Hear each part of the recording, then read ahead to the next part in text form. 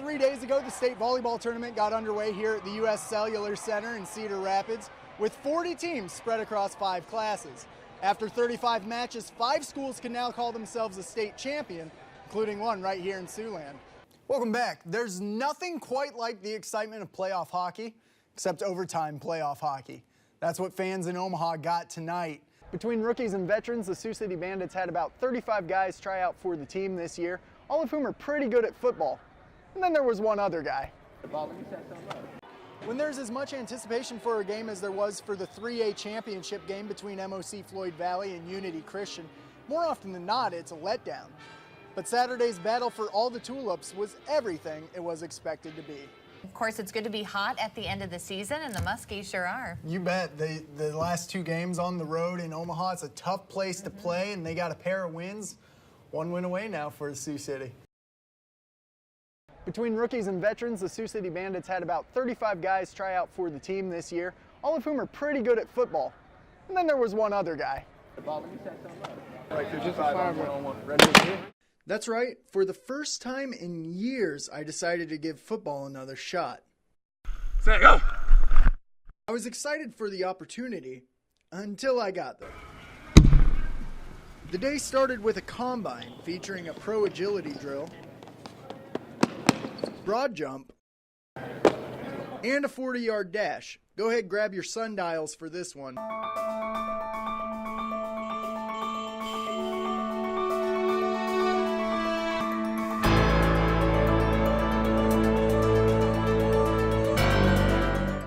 After the embarrassment that came from my stunning lack of speed, we broke into individual drills.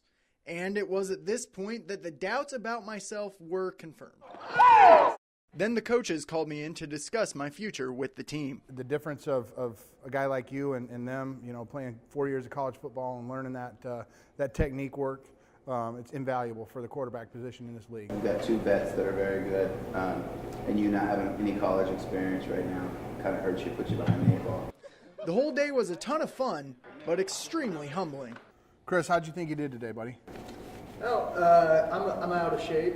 I'm slow. I haven't played competitive football in about 5 years now. So all those things considered, I didn't think it was bad, but with that, it was bad. The bottom line, surprised no one. We can't offer you a contract today. We think you're a heck of a kid, though, and you worked hard today. So, again, we appreciate you coming out. I give you a thumbs up. It's not a no, but it's not right now. I guess there's always next year. Thanks for dealing with me. Yeah. I appreciate it. Yeah. Good luck this year. Good. 1, 2, 3. Nice! 1, 2, 3. Touch! Orange City, Iowa is at the center of the basketball universe this week. Just pretty proud of Orange City and having 2 teams represent Orange City, and we'll see. Hopefully we both can have some success. That's so exciting, especially from such a small town. It's a great opportunity, and it'll just be fun to have the whole town down there and really just supporting the girls' athletics and to be with such great players. We played them since we were young, and we've all kind of had that dream. So to get down there and be able to both get the chance to play is awesome. Here at MOC Floyd Valley, they certainly know the fastest route to the Wells Fargo Arena. This will be their 4th straight year heading to Des Moines, but they are still searching for their first state title. Being disappointed down there for now 4 years, we're just really hungry, determined, and are feeling really, really excited to go down there again and just kick some butt. Not because I'm a senior, but because doing it with my teammates would be absolutely incredible. The bond that we have as a team this year is better than I've ever experienced, and it would just bring so much joy to all of us. On the other side of town, Unity Christian hasn't made the state tournament since 2008. But very few teams in the state are as battle-tested as the Knights. MOC was really early in the year. We were still, getting, and MOC's a very good team, and even Newell and Hinton, those were really close games, and we're just not used to playing those tough games. In Weston, we probably learned the most. Whenever we were done playing those teams, we noticed that we do have a lot to work on, and we know that we want to get to that high level. We just always know next day in practice, ready to work hard again, because we know that that's the level we want to be at. And how's this for a setup? The teams could meet for a state championship. It's nice, we're on completely different sides of brackets. It kind of stink to go down to state and then play your crosstown rival in the first, so that's really nice that they're on the other side. And so yeah, hopefully we both do well and can represent Orange City really well. We've just been kind of joking around that the entire town's going to be empty because Unity is down there and we're down there, so the last people out of town shut off the stoplights. Sunday nights are always a ghost town, and state basketball is going to bring a whole new meaning of ghost town to Orange City this year. Welcome back. If you're a Muskie fan, you had to love the schedule makers. The regular season home finale tonight, a rebuilding Tri-City came to town. Now heading into tonight, Sioux City was 5-0 against the Storm this season, outscoring them 24-8 in those games. Storm, trying to play spoiler, hurt the Muskies' chances of home ice after a scoreless first. Patrick Curry, the recipient of the 2-on-1, puts the Storm up 1-0. But just a minute later, Sioux City had the answer. Adam Johnson, that's just dirty. You can't stop that.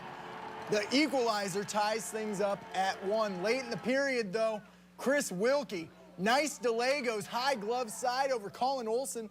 Tri-City up 2-1 after 2. Just 30 seconds into the third now, Ryan McMurphy rips one from the dot, finds the back of the net. Storm go up 3-1. But Jared Rosberg would respond. Just chips one toward the back of the net. Cue up that Chelsea dagger. Muskies back within 1. 3 to play. Garrett Cockrell laying the wood. Ouch down. Population U, bro. He would leave the game with a 5-minute major for head contact. Muskies would have to play the rest of the night a man down. And Hayden Levine made enough saves. Tri-City comes in and upsets the Muskies 3-2.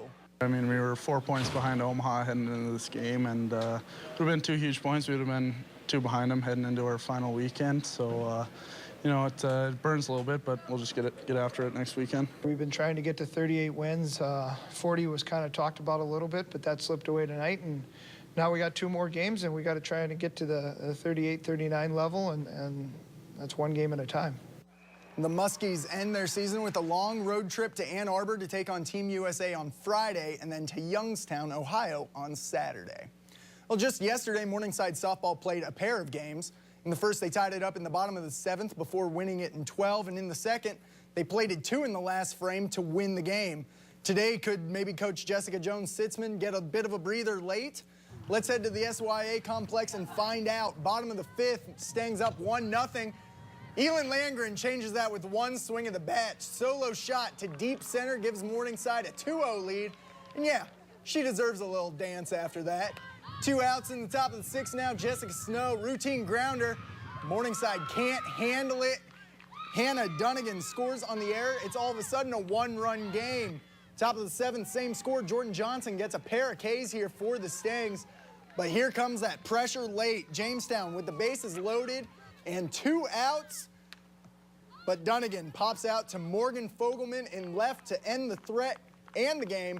Stangs take it 2-1. Wayne State in action this afternoon, taking on MSU Moorhead. Let's start on the softball diamond. Tied at 2 in the bottom of the 4th, not for long. Katie Williams, blooper down the line. Lexi Luce, come on down. Wildcats take the 1-run lead. Later in the inning, Kelsey Borman, the screamer, all the way to the wall. That plates Jordan King. Wildcats now doubling up the Dragons. Then the bats explode in the 5th. Shelby Wobkin, she does her shopping at the gap, the right center gap that is. 1 run comes in. Then it's Williams again, hits this one off the base of the wall. Wildcats go up 8-2, and that's the final in this one. Well, right next door, Wayne State baseball taking on Northern State, of course, in Wayne, America. Bottom of the 1st, bases loaded, 2 outs. Aaron Molinaro, the liner to left, 2 come on down. It's 2-0. Wildcats early. Top of the 2nd, Dylan McGill on the bump. Nice pickoff move here to get out of any type of jam. Then in the bottom of the inning, C.J. Nolan, a little Texas leaguer here. That brings Alex Kreft home. They go up 3-0, but Northern State scores 6 unanswered to close out the game. They sweep Wayne State today 6-3.